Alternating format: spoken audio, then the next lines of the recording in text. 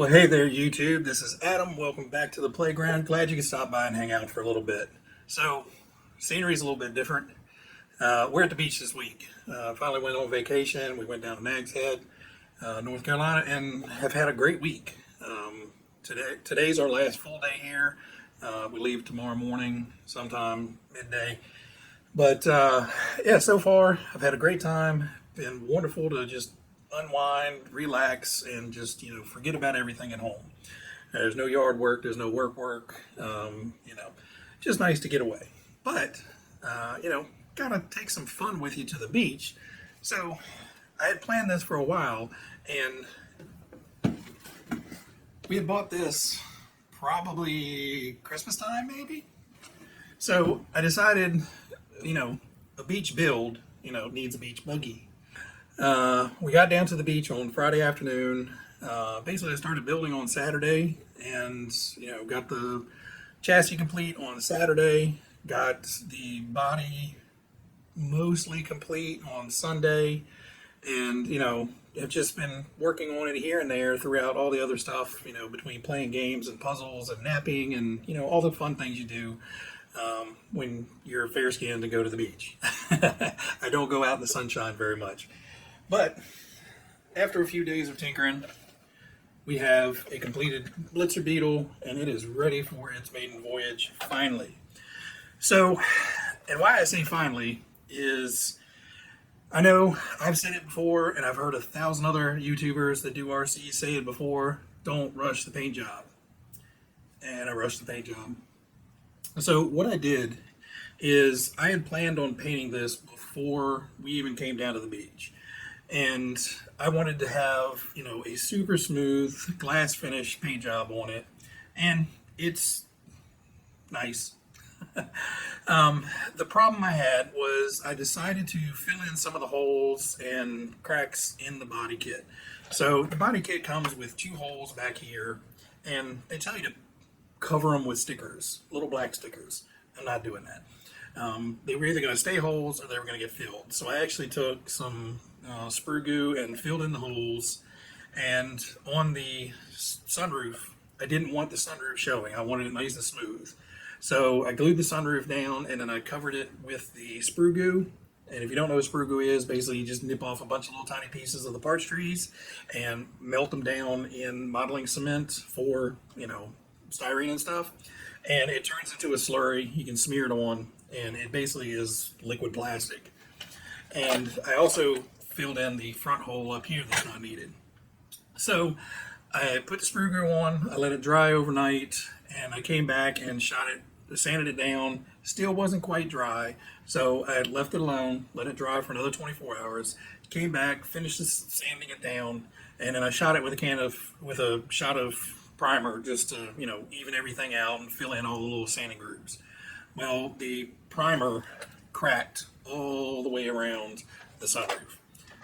So we gave it another day to dry, and every day I'm going through this process is a day closer to us leaving to the beach. So I filled it, I sanded it down, gave it another day, shot it with primer, same thing, cracked again.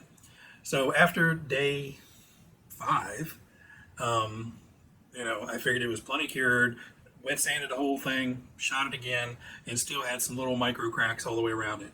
It was too late to do anything else about it, so we tossed it in the box and brought it down to the beach. So I can't even tell you at this point how many coats of primer and paint this thing has on the roof. I probably sprayed it 35 times. Now, it doesn't have 35 layers. I sprayed it and then let it dry and sanded it down, sprayed it, dried it, and, but it just kept fracturing the paint. So all in all, it turned out fairly smooth. It is still noticeable, but overall, it's a nice shiny finish. Thankfully, the big splotchy paint drips up here were able to hide my sins. Everything else turned out great. I did the chrome all the way around the doors, the windows, and everything.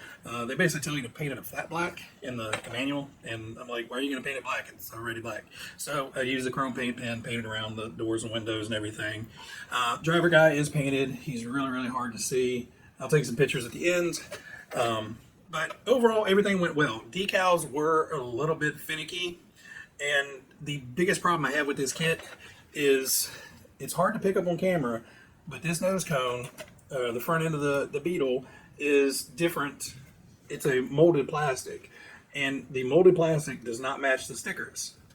So it is what it is. I even noticed on, the box art looks correct, but most pictures I've seen online, even Tamiya's pictures of it, there's a noticeable transition between the front plastic and the stickers. I have no idea what you could paint the front plastic to match those stickers, because it's a very, very bright fluorescent orange, and the plastic is just orange.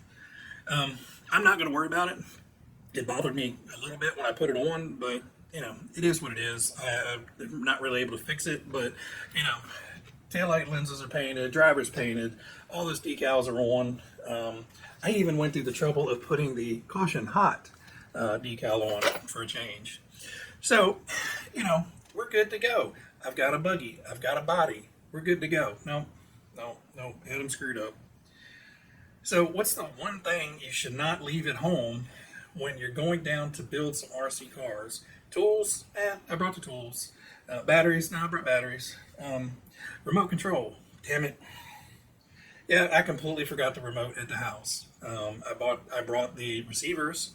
I brought servos. I brought batteries. I brought the kit. I brought tools. I had everything I could possibly need. There's no way to control it. So, a quick trip to Amazon, and we ordered this guy.